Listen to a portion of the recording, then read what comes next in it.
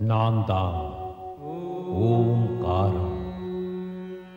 உழைப்பு, திறமை, தன்னம்பிக்கை, சுயமரியாதை, உலக நன்மை இவைகளுடன் எந்த பிராணி வாழ்க்கை நடத்துகிறதோ அவைகளை நான் பராமரிப்பவன் ஆவேன். நான் தான் ஓம்காரம். மைனாகன் பார்வதியின் சிவபூஜைக்கு தடையாக இருந்த போதிலும் பார்வதி தனது தோழிகளுடன் இமகிரி சிகரத்திற்கு வந்தாள். ஆகாயத்திலிருந்து இந்த காட்சியைக் கண்ட தேவர்களுக்கு அவர்களது எதிர்காலம் ஒளிமயமாக தெரிகிறது. அதே நேரத்தில் காமதேவன் அங்கு வருகிறான். இந்திரன் அவனிடம் உதவியை வேண்டி சிவனின் மனதில் காதல் உணர்வை ஏற்படுத்துமாறு கூறுகிறான். பார்வதி சிவாராதனை செய்கிறாள். அப்பொழுது ரதியுடன் காமதேவன் அங்கு வந்து காதல், மோகம் இவைகளை ஏற்படுத்தும் வகையில் நாட்டியமாடி சிவனின் மனதில் காதல் உணர்வை ஏற்படுத்த முயற்சிக்கிறான். மன்மதனின் மலர்கணைகளால் தாக்கப்பட்ட சிவன் கோபத்தினால் நெற்றிக்கண்ணை திறந்து அவனை எரித்து விடுகிறார். ரதி மிகவும் வருத்தமடைகிறாள். சிவனின் கோபக்கணலை பிரம்மா குதிரை வடிவமாக்கி கடலில் அணைத்து விடுகிறார்.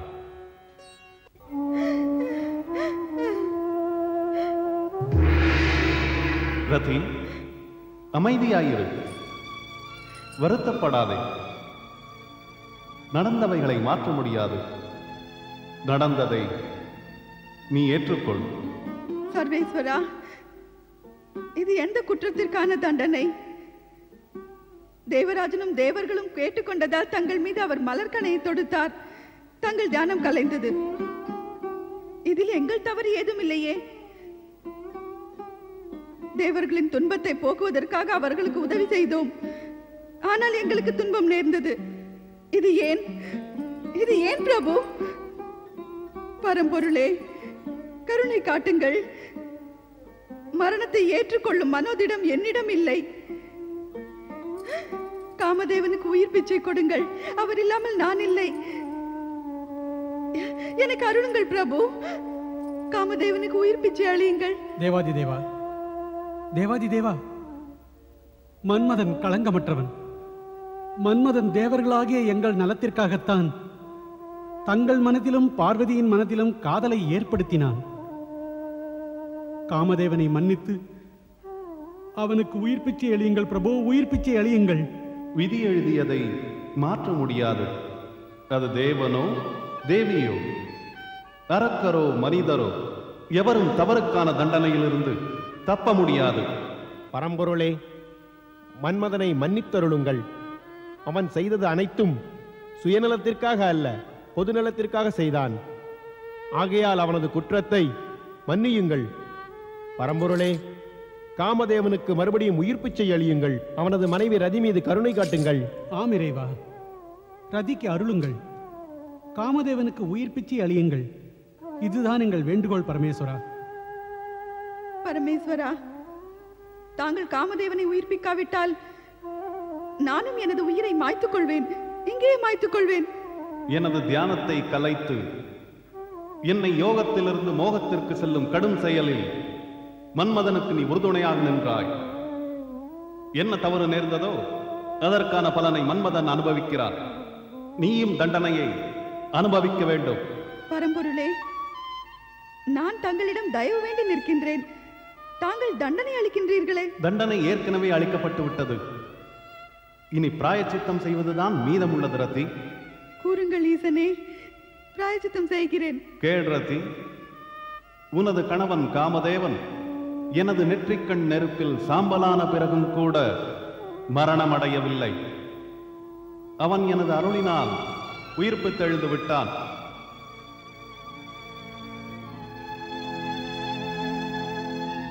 சாதாரண கண்களுக்கு தென்பட மாட்டான். அவன் உயிருடன் இருந்தாலும் அவனது உடல் கண்ணுக்கு தெரியாது. மரணமற்றவன். ஆனால் மன்மதன் உடல் உள்ளவனாக அல்ல, உடல் அற்றவனாகிவிட்டான். இனி அவன் அனங்கன், மனோஜ் என்று அழைக்கப்படுவான். உடலற்ற எனது கணவனை கொண்டு நான் என்ன செய்வேன்? பிராயச்சித்தம் செய்வாயாக. நான் பிராயச்சித்தம் செய்வேன், ஆனால் அதை கடுமையாக்காதீர்கள். பிராயச்சித்தம் குற்றம் செய்தவன் விரும்பியது போல் இருக்காது. எவருக்கு தீங்கிழைக்கப்படுகிறதோ அவர் விருப்பப்படி இருக்கும். நான் தாங்கள் விரும்பியது போலவே செய்வேன் இறைவா. எனக்கு தெரியும், தாங்கள் மிகவும் சக்தி வாய்ந்தவர், முழுமையானவர். தாங்கள் அருள் கூர்ந்து எனது கணவனின் தவறை மன்னித்து அருளினால் எனது கணவன் முழு உடலுடன் எனக்கு திரும்ப கிடைப்பார். நிச்சயம் கிடைப்பான், ஆனால் இப்பொழுதல்ல. பிறகு எப்பொழுது பிரபு? நீ துவாபர யுகம் வரை காத்திருக்க வேண்டும். துவாபர யுகம் வரையா? ஆம், துவாபர யுகத்தில் காமதேவன் பகவான் ஸ்ரீ கிருஷ்ணனின் மகனாக பிரத்யும்னன் என்ற பெயரில் பிறப்பான். அப்பொழுது அவன் உனக்கு கணவனாக வருவான்.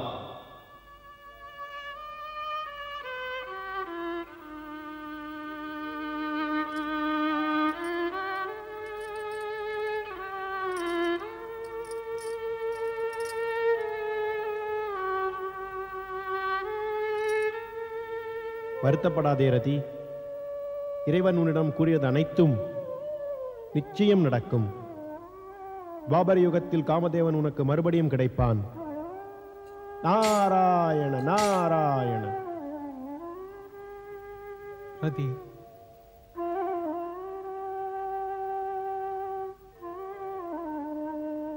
உண்மை என்னவென்றால் நான் தான் இதில் குற்றவாளி. காமதேவன் எனக்காகத்தான் உதவி செய்ய வந்தான். அவனது கதி இவ்வாறு ஆகிவிட்டது. தேவராஜா, தங்கள் நிலையை கண்டு அவராகவே இதற்கு உதவ முன் வந்தார். இதில் தங்கள் குற்றம் என்ன? இவ்வாறு நடக்கும் என்று எவருக்கு தெரியும்? இருந்தாலும் விதியை எவ்வாறு தடுக்க முடியும்?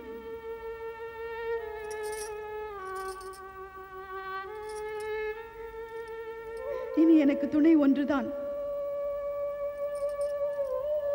எனது கணவரின் சாம்பல் தான்.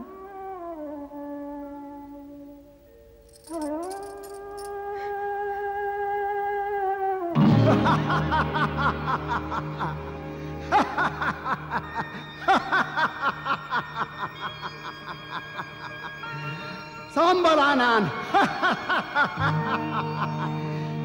இன்னும் என்ன வேண்டும்? இதுதானே வேண்டும். தாரகாசுரனுடன் மோதுகிறானா காமதேவன்? அவன் கதி இதுதான், இதுதான். என்ன நினைத்தான்? மன்மத மலர்கனைகளால் அவன் சிவனை மயக்கி விடலாம் என்றா? சிவனுக்கு மகன் பிறப்பான் என்றா?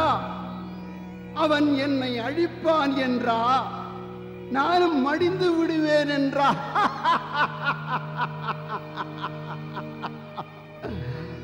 ஜெகமே அறிந்து கொண்டது அழிந்தது யார் என்று.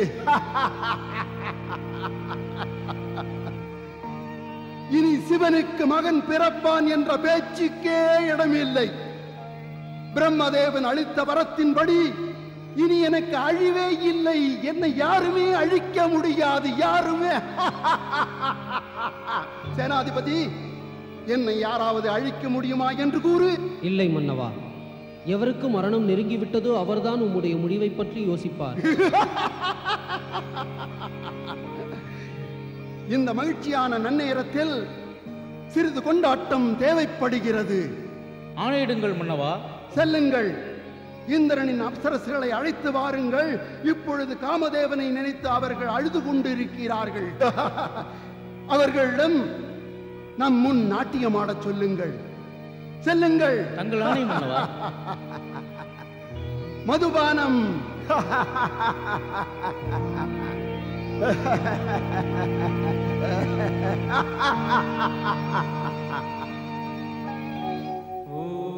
காமதேவன் சாம்பலானதால் தாரகாசுரன் தனக்கு இனி அழிவில்லை என்று நினைத்து மகிழ்ச்சியில் மூழ்கித் திளைத்தான்.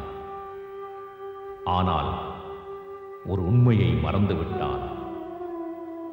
ஒரு நிகழ்ச்சி நடந்தால் அது விதியின் போக்கை எவ்வாறும் மாற்றாது என்பதுதான். காமதேவன் சாம்பலானதால் பார்வதியின் ஆராதனையிலும் மன உறுதியிலும் எந்த மாற்றமும் ஏற்படவில்லை. அவள் தவக்கோலத்தை பூண்டு இமாலயராஜனின் முன்னால் வந்தாள்.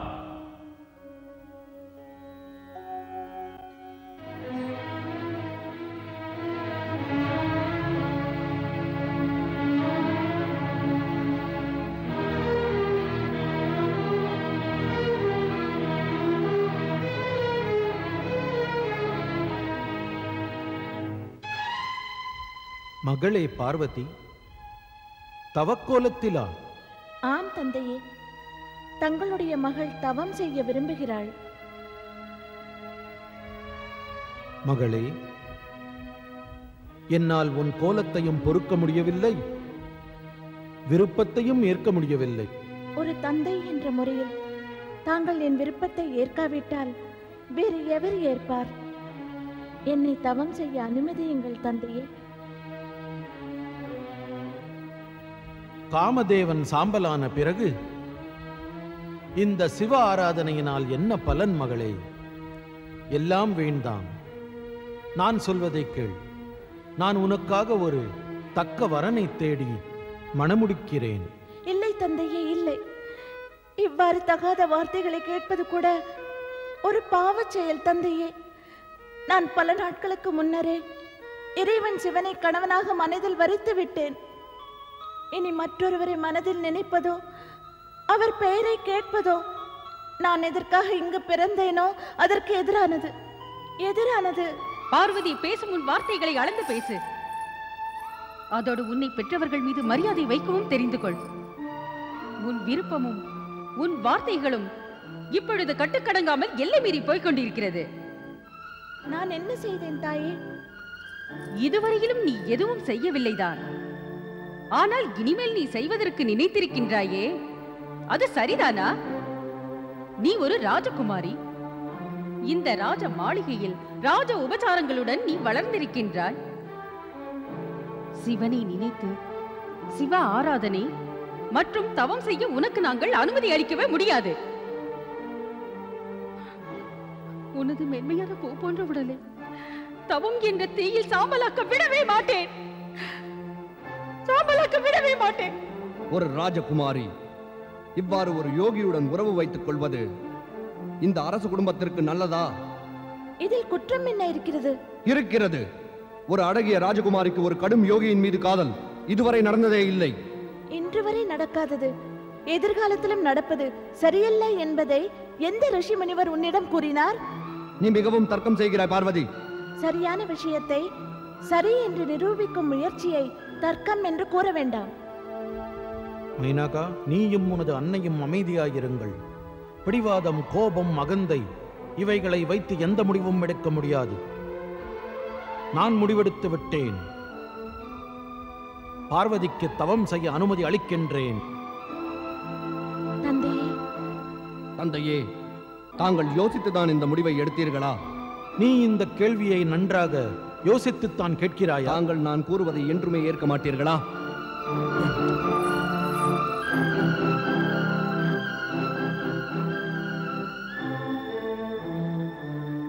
என்னை அனுமதியுங்கள் தந்தையே.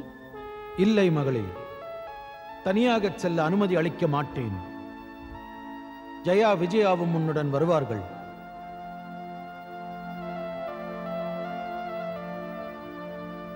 எனக்கு அனுமதி அளியுங்கள் தாயே. பார்வதி, என் மகளே, என் செல்வமே.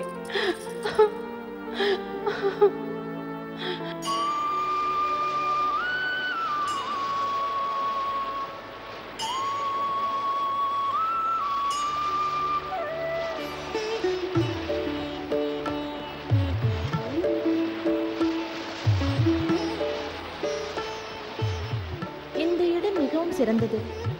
இங்கு அமைதியும் உள்ளது, தனிமையும் உள்ளது. ஆம், இந்த இடம் சிறந்தது.